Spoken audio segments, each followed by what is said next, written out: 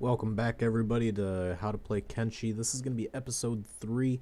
We did go a little bit further in between the episodes. I got myself a fog mask. It is actually pretty good armor. It has 70% coverage, and it has 11% for blunt and 17% for cut. That's actually pretty good. It is standard grade. The reason why I'm having Esmond wear it and not Khosrov is because it has a bonus towards stealth. And that is Esmond in the background scratching. And that is going to be loud. And now he's coughing because he's an idiot. I did pick up Mick, or rather that was Jaffa, but I renamed him to Mick. I gave him a toothpick, and then one of the mods I have is makes the ammunition for crossbows much more because I really hated it. The original way it was is they would have to carry like 15 stacks of ammo for you to be okay. So I just got this mod. Not every single crossbow ammunition is 200. It's just the shittier the crossbow ammo, the more ammo. The higher grade the crossbow, the less ammo. So this is 200 per, which is pretty good. They're still 5 kilograms each, so it's pretty heavy. Hopefully we can get a backpack here pretty soon. He does have a katana, and this is rusted junk, so it's even crappier than the one that Khosrov started with. This is an beginning. This is just a beginning crossbow. So let's look at the crossbows. They're a little bit different than the weapons. The damage isn't a set damage. It's 12 through 24. For this specific toothpick that's shoddy grade, it's 12 through 24. Accuracy deviation means it's going to be a 10-degree shot. However, your skill manipulates this. So as you can see down here, his accuracy error is 9.95, and that's because he has a skill of 1 in crossbows, or precision. Precision, I believe it is. So his skill is 1, so it's going to make it 9.95 instead of 10. It's a little bit better. His reload time is anywhere from 1.85 to 3 seconds. The higher grade the crossbow, the more damage you're going to do, the farther the range. This has 40 meters. And the slower you're going to reload.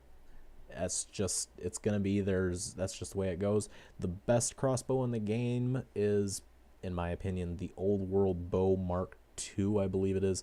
That's just because, yeah, it does a little bit less than the Eagle's Cross, and it's a little bit shorter range, but the reload time just makes up for it.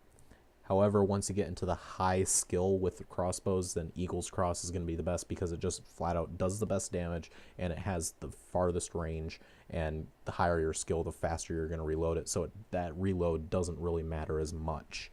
But that's just what we have right now. The reason why I'm starting the episode here is because there is a group of hungry bandits right here. Now, they have blunt weapons. That might not be a blunt weapon, but they have, for the most part, blunt weapons. So we're just going to fight this real quick. We're going to put Mick up here on the hill. We're going to make sure he has ranged click. We're going to make sure Khosrov has taunt. And we're going to make sure I myself am just set over here. We're going to put Khosrov up here. We're going to get everybody set. And let's see if this is 40 meters. I don't believe this is 40 meters, so he might run a little bit closer, but let's check. Let's take down whoever the leader is. Who's the leader? That's that guy. He's not technically the leader, so we'll just shoot whoever's closest. Am I gonna run? Oh, that's 40 meters. Nope, that's not. I thought he took a shot, but I guess not. Alright, shoot him. Is it 40 meters yet? Nope. Okay. Well, alright. We are definitely outnumbered, and wow, okay. 40 meters is a lot closer than I thought it would be. Mick is going to hit Khosrov. That's just going to happen. Let's get myself a little bit closer, and let's have him attack. Alright, let's have you go down here. Alright, so Mick never even got a shot off. I don't think he did. Let's see. I don't think he did. But everybody's going to get their toughness up, which is great.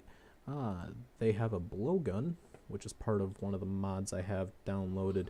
Everybody is getting hit hard, and that's okay because we want our toughness to go up Nobody's losing a limb, nobody's dying, nobody's bleeding out, and that's great. And that's coming from the fact that we're fighting the hungry bandits that have blunt weapons. Like I said in the first episode, you really should do this for a good portion until your stats are relatively high, at least around what the hungry bandits are, because that's when this starts to drop off for the bonus towards your experience. So let's check our skills at this point. We have 6 melee defense for Khosrov, 7 toughness. For myself, we have 10 strength, 8 toughness, 6 dexterity, 5 martial arts, 3 dodge. So I'm definitely getting stronger. Mick over here has 4 toughness and 4 melee defense. Unfortunately, his crossbows didn't get up because he didn't even get a shot off. I don't think he got a shot off, at least. Khosrov is going to wake up after this timer goes out because that's only -4, and even at 1 toughness, it's only -10 at the knockout point, whereas Mick went past the -10. That does pertain to the original level of the toughness, not the level after the knockout. So after the knockout, you got up to Mick got up to toughness 4. Unfortunately, even though that's a knockout point of -13, that's not going to be enough to fix the fact that that's what he got hit past. So let's check. So far, we're all good. I'm playing dead. I don't need to do that anymore. I need to get up, and I need to make sure we go and heal some Hyver over here. And same thing with Khosrov. I'm gonna have Khosrov heal himself first. He's just gonna do that inadvertently. The reason why we're having Ismond, myself, heal Mick is because Mick doesn't have a health kit on him right now. I actually completely forgot to buy one for him, so that's what we're gonna do. But basically, for this tutorial series, that's what I'm gonna do. Is each episode is gonna be centered around something specific, and I'm just gonna do a standard playthrough in between. That way, I'm not having a 20-30 episode long tutorial. I want to make sure this is just basically the essentials. I understand the first episode was long, but the reason why is because there was just so much to go over with the stats and how to get the money in the beginning. So they're relatively going to be around 20 to 30 minutes long, if that. They're not going to be an hour long from now on. That was a bit much, but there was a bit much to get through. So what we're going to do is right now I'm going to decide who I want to get their strength up. Myself, I have 10 strength. My martial arts damage is at 10. I'm actually getting pretty good at martial arts, so I'm proud about that. Khosrov, he's going to be our tank, so we want his strength to be up just as much, if not more than mine, actually, because he needs to be able to carry more. He needs to be able to wear heavier armor. He needs to be able to carry people that get knocked down. He needs to be able to carry our food and our medical equipment, or he needs to be able to run with robotic limbs if need be. So what we're going to do is we're going to have Khosrov carry Mick while he's unconscious so that he gets his strength up. And here's the #1 reason why I always join the Shinobi Thieves. We don't constantly have to pay that 10,000 fee. We pay it once. We're part of their group. Their towers are in almost every single United Cities town, and they have beds that do not cost anything to use. So what we're going to do is we're all going to go get healed up real quick, and I'll see you back when we get to the next portion of this video. I just want to include this because this kind of looks funny. He's using the crossbow as the melee instead of his katana. Well, like, come on, that should be fixed. It just looks funny. Well, we made it to the Shek Kingdom. We're actually not far from the hub. This is called Squin. It's probably going to be the first city you're going to visit if you start in the hub. We did get into a little scuffle with some already injured dust bandits. We were able to finish them off relatively quick. Actually, my character himself just basically jump kicked everybody in the head while they were down. He was curb stomping them. He curb stomped them into rocks. Mick did get a few shots off. Unfortunately, his skills didn't get very high. I mean, there's percentages, so it's okay. So I'm actually going to change this a little bit. I'm going to have him use taunt, but I'm also going to have him do block. Reason for this is he's not going to attack. He is only going to block until he gets 20 to his melee defense skill. So I'm at 7 right now, or Khosrov is at 7. So it's not going to be too much longer, and it's actually going to be pretty easy just to get up to that point. And while we're here in Squin, there should be... Oh, there's another Shek named Nantran. I guess that's a common name. There should be... The wall. Alright, I'm going to assume, without any context, that this guy is a turret guard. Got any skills? I know a thing about medicine. But you're named the wall. Okay. We don't have 3,000 to get a recruit, but we do have some things to sell. So let's sell all of these. Let's sell all of these. And let's sell that. I did get some standard grade equipment for Kostrov. He has standard grade heart protector, standard grade armor grad shirt, and a standard grade samurai boots, and that's perfectly fine because I don't care about his martial arts skill. He's using a weapon. Don't care about his stealth. He's going to be a tank, and Esmond is growling at me because he's bored. Can I take off your... Let me take off your collar so you're not clinking around all the time. There you go. All right. There. Go play. No. Go play. I don't care about his stealth because he's going to be the tank. His dodge skill doesn't really affect because that doesn't really matter when you're using a weapon as far as I understand. Let's actually check that. Dodge is at 1, he's at 39%. Maybe that does happen. But even if it does, it's only a 9 or a 0.9 deficit, so it's going to be a 10% decrease on the skill, so that's fine. His athletics are going to be pretty low with that, unfortunately, so he's going to be walking pretty slow. So hopefully we can get his strength up as high as possible, which means that his armor weight isn't going to do much, so it's only going to be the athletic skill that's being deficited. However, if you notice this, it is at 0.86, which means there's going to be a 14% deficit, but there's also a 0.92 here, so that's going to be a 8% deficit. So 8 and 14, that's going to be 22%. So if we look down here, that's only 13%. That makes no sense. Okay. Maybe I'm just really bad at math, or I don't know as much about this game as I thought I did. That's going to be probably the latter. Well, we now have 2,400. Let's go see if we can get a specific character from one of the bars here. Every single time I've done a playthrough, I can find a specific character called Ruka. And if we can get her, she's for free as long as we do the correct dialogue options. So let's see if we can find her. And there she is. Okay, Ruka is a completely free NPC character that you can recruit, so she's not an NPC. She's a free recruit. Her skills are already started, so that's an advantage. So let's just have Kostrov talk to her. Looking at my horns, outsider? No. Good, don't, because I can still prove my worth in battle without them. I have a question for you, outsider. What do you do if you're outnumbered on the battlefield? Fight tactically, you take out the weakest opponent first. That's just common sense. That means there's less people attacking you, easier to deal with. Truth, we must even the odds against us when our situation looks bleak. We fight the enemy to the death, and we die with honor on the battlefield. Don't say anything.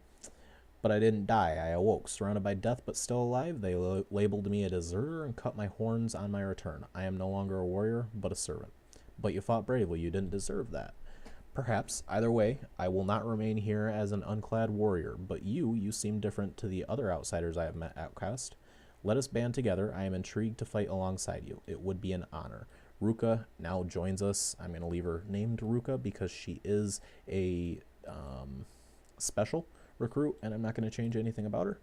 Now let's look at her inventory. She does come with a shirt, and like I said, the hivers can't actually wear standard shirts. They have to have special shirts. So even if we wanted to give Mick this, we couldn't. We could give this shirt to literally any other character. So she comes with a shoddy gray dark leather shirt, which has some pretty good coverage. It has chest and stomach coverage of 100% and 30% on the arms. There are long sleeve turtleneck shirts that come with 100 on the chest, stomach, arms, and like 30% for the head even. And those are pretty cool. Then there are chain shirts. There's just multiple different variations. So it's always cool to see the different kinds. It does have 6% blunt, 9% cut. It is shoddy grade. There is shoddy grade leather pants, and there are plated long boots at 0.17 stealth and 0.87 athletics at 40% coverage. Let's check to see what the samurai boots are. 40% coverage. So plated long boots are going to be the same as the samurai boots as far as coverage and armor go, I believe, the resistances, but they are skill deficit different. So I generally prefer the plated long boots, but there is a thing for the thick plated long boots, I believe, are in the native game that I usually have everybody wear just because they are better. So let's have Ruka equip block and taunt. Well, let's look at her stats.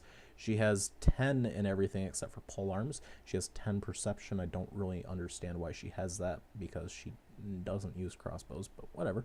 8 dexterity, which is great because she's going to be swinging faster, and we do really want dexterity to be high. That's one of the disadvantages of having Khosrov use this weapon real early, is that his dexterity is not going to get up so high, but we can fix that later. She has 1 toughness, which we can just get that up, and strength of 4. She has 11 melee attack, 10 melee defense, and she has this, a refitted blade plank. And this is a pretty good weapon. It only has a -6 indoor penalty for the plank in general.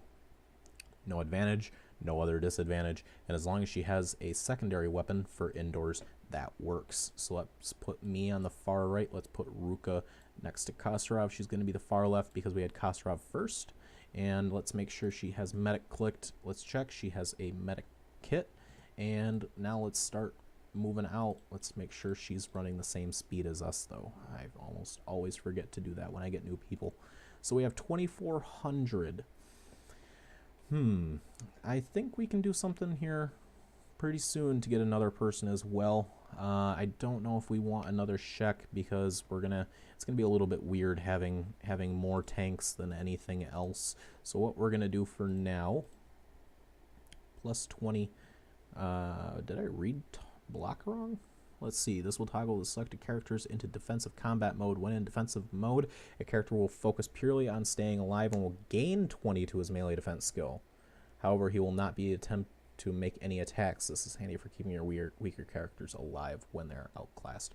Okay, so block just means he has an advantage of 20, and he's always going to have that, but it also adds 20 to dodge. Alright, wow. So dodge does affect. I am learning things that I thought were completely opposite. Alright, well, let's see.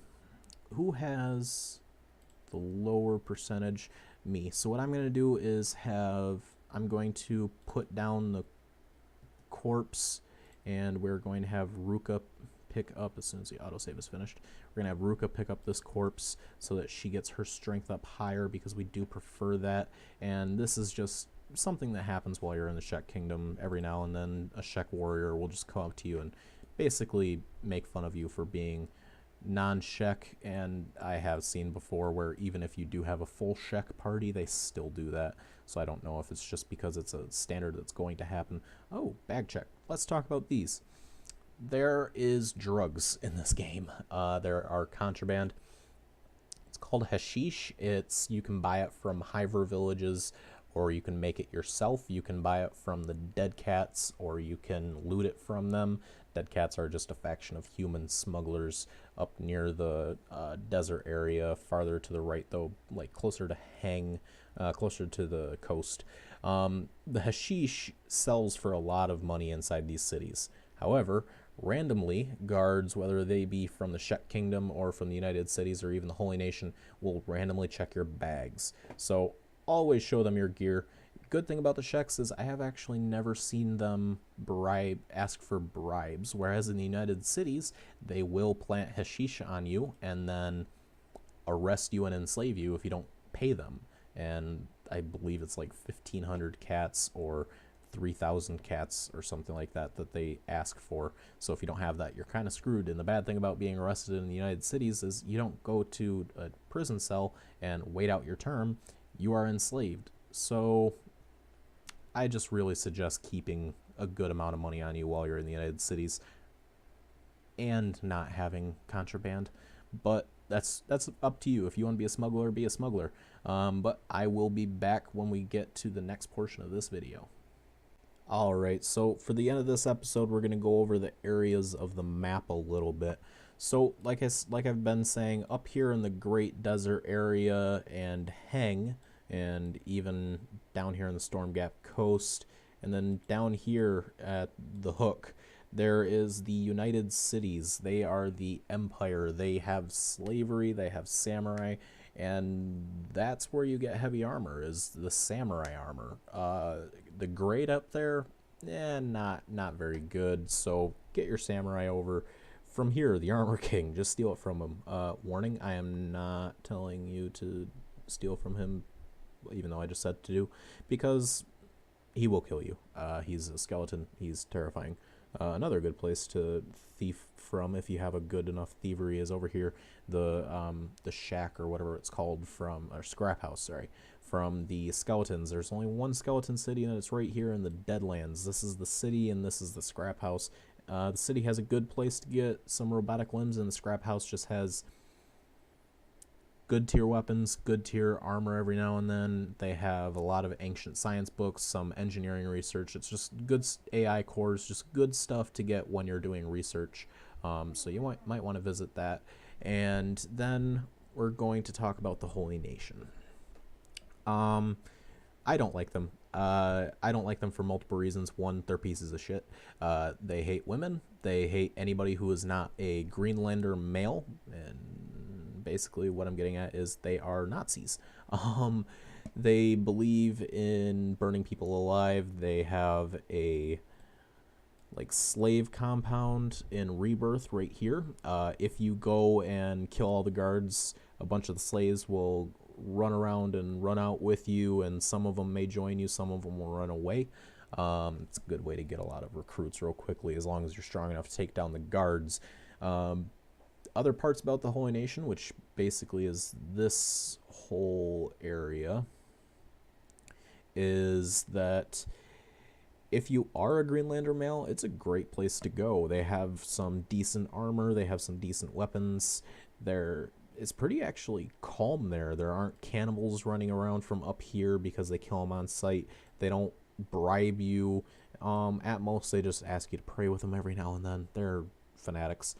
I just don't like them because they're pieces of shit. Over here in the Fog Islands, just stay away from here until you're decent enough in the game and you have a good amount of people, and your average run speed, I'm going to say, is 21 miles an hour, because there are fogmen around here.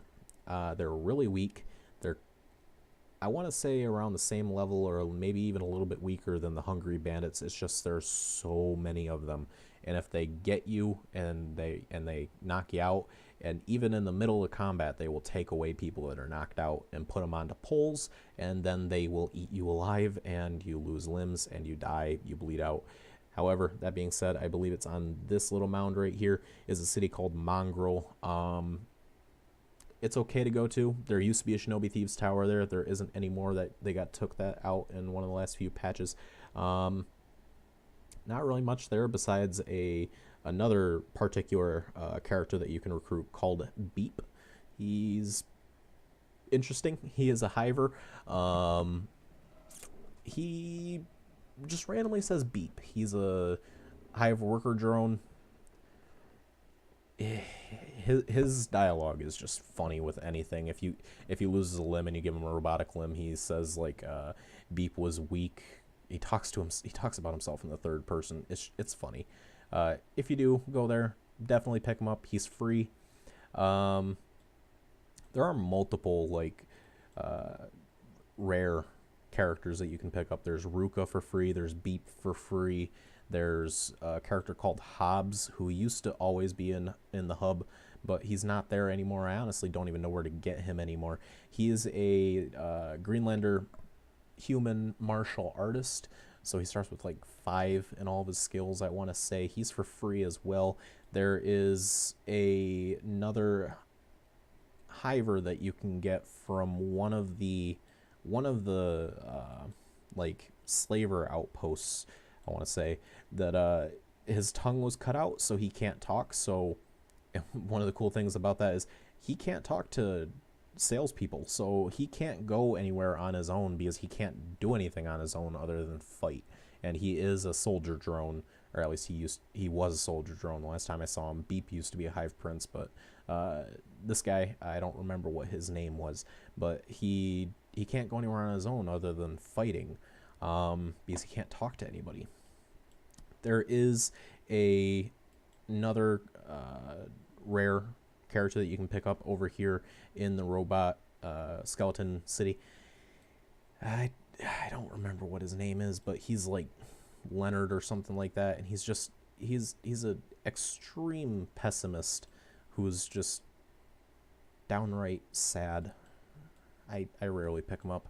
Up in the Floodlands, there's another skeleton that you can pick up. He's a little bit cooler. He's like an old man almost, but he's a skeleton. He's like rusting up. He has stories and everything that he can tell you about. He's kind of cool to pick up, but I rarely do because, like I said, I don't really like skeletons that much.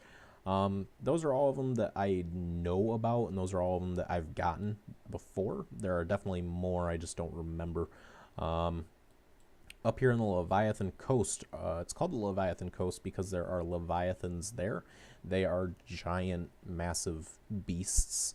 Late game, when you're making your own armor and weapons, you're going to have to get Leviathan pearls, which you can only get from killing them, and they are extremely difficult to kill, if anything, because they have thousands of hit points for their limbs and their blood and everything. They're just difficult to kill. Early game, if you chose the startups start, you're gonna start about right here. There's a way station. I want to say it's like right there. You're gonna start over here. Do not go south. You will go into the swamp. If you played the game before, you know what the swamp is. It's extremely, extremely dangerous. There are these things called blood spiders, and they're like glass cannons. They can hit you real hard. They can't take very many hits, but they definitely are able to kill you very easily because there's just so many of them and they hit so hard. So go down there with caution. There's also a bunch of different gangs and ninjas and stuff, swamp ninjas down there that will attack you on sight. This vein up here is where all the hiver villages are. So that being said, Mick cannot go there. He can go there and he can talk to people, but he can't go inside any of the buildings. There's a village right here, a village right here. I want to say there's another one here, and then there's like 2 or 3 more, and then their main village or city is on this island or this island. That's where their queen is. If you take out the queen, they go crazy and they attack you, and it's just not going to be good, so don't kill the queen unless you want to kill everybody on the map. So Mick can't go there because he's technically in exile from the hive. The hive is, well, like it sounds, it's a hive mind. They all operate out of, they're kind of like bees. Let's see, what else? It's not much. Up here is the Shrieking Forest, Purple Sands, and Berserker Country. Shrieking Forest and Purple Sands have Shrieking Bandits. They're basically humans that their mind broke, so they run around screaming all the time.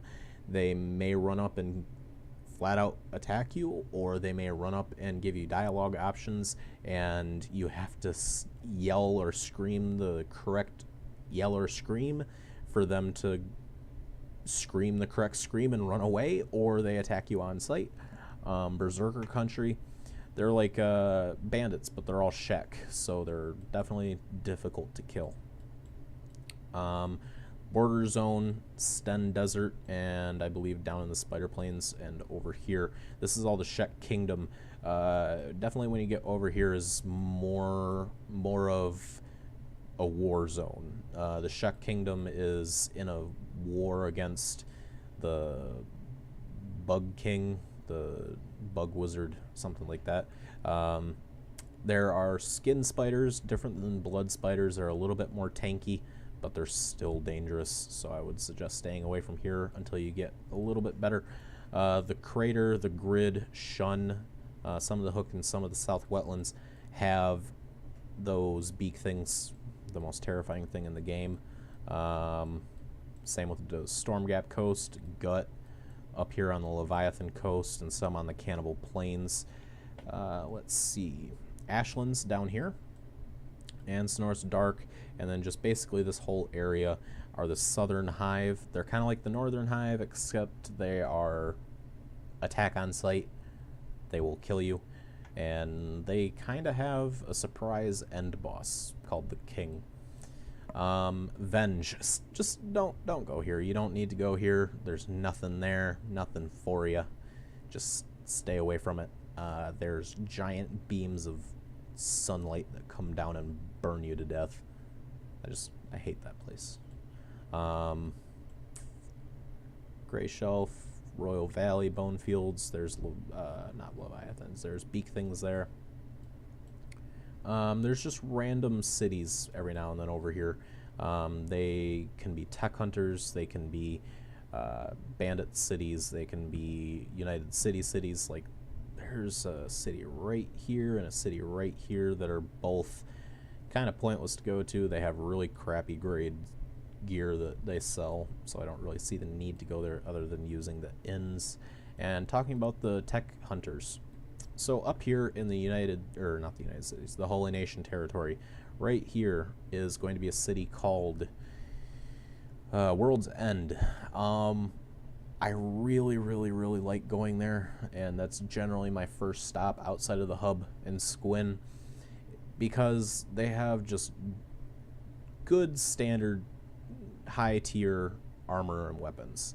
It's a great place if you have a thief, especially a high grade thief, and then they just have good tier stuff that you can take. There's like 3 or 4 different bars that you can recruit from. And then down here, over here, is going to be a city, or not even a city, more of a town, like fortress type place for the Flotsam Ninjas. They're kind of like the Shinobi Thieves, but the Flotsam Ninjas are like the anti-Holy Nation. They always fight the Holy Nation. They're like the rebels. You can join them, and when you get your own city, if anybody goes to attack your city, the Flotsam Ninjas send reinforcements for you. It's an okay place to go to. There's not really anything great there other than getting them as allies. They do have random houses along here that you can stop at when you're in the Cannibal Plains, because they're also guarding, they like to say they're guarding a realm from the cannibals, because the cannibals are insane, and that is true. They are just really dumb. They have no armor on, and they have hackers, and there's just so many of them. Especially with my advanced group combat mod, they're more terrifying than ever. So down here, I did describe in the first episode the Armor King. He is a skeleton, and he has a bunch of skeleton guards.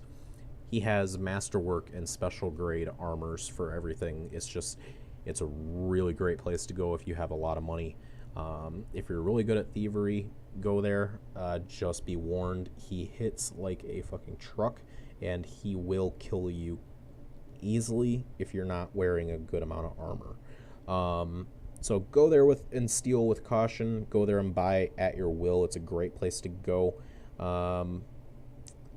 If you're going to be doing a thieving build, which I'm going to kind of do with Esmond here, what we're going to do is I'm going to go to the Armor King. I'm going to go to World's End. I'm going to go to the Scrap House. Those are basically my 3 places that I go to when I thieve, just because there's just great stuff there to get.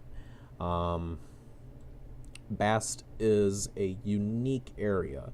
It's kind of like down here in the Sten Desert. It's a war zone, but it's a war zone between 4 different factions. Between the United Cities, Holy Nation, Cannibals, and then Rebel Farmers. Rebel Farmers are like the bandits up in the Great Desert. So there's bandits, there's cannibals, there's Holy Nation paladins, and there's the United Cities samurais up here all fighting.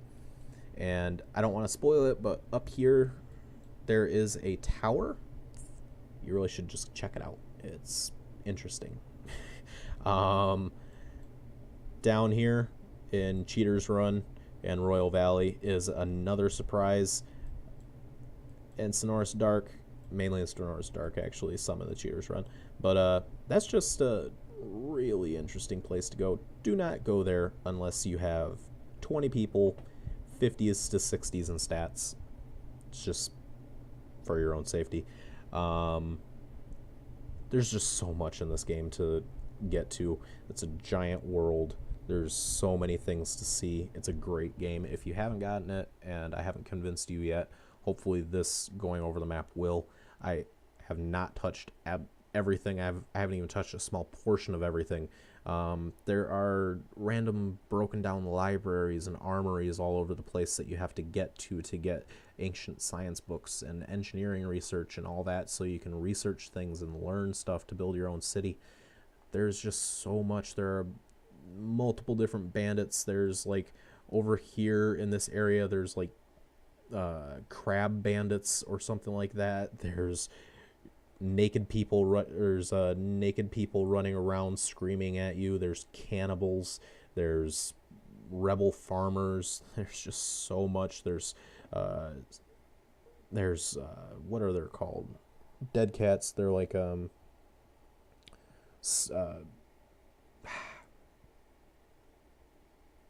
they sneak stuff into cities, the hashish, to sell. There's hives everywhere. There's bosses in this game. There's bosses like in the swamp. I believe it's like over here or right here. There's a giant blood spider that's stuck inside of a building that can't get out, but it has thousands of hit points, and it's just so hard to kill. There's a giant raptor over on one of these islands. I think it's that one that you have to kill. There's bosses in this game, and that's just something that always astounds me. There's a boss for the Leviathans. There's a giant-ass gorilla. Gorillas are white gorillas with ridiculous strength to kill. But that's going to be the end of this episode 3. So if you guys like what you see, like, comment, and subscribe. I'll see you guys later.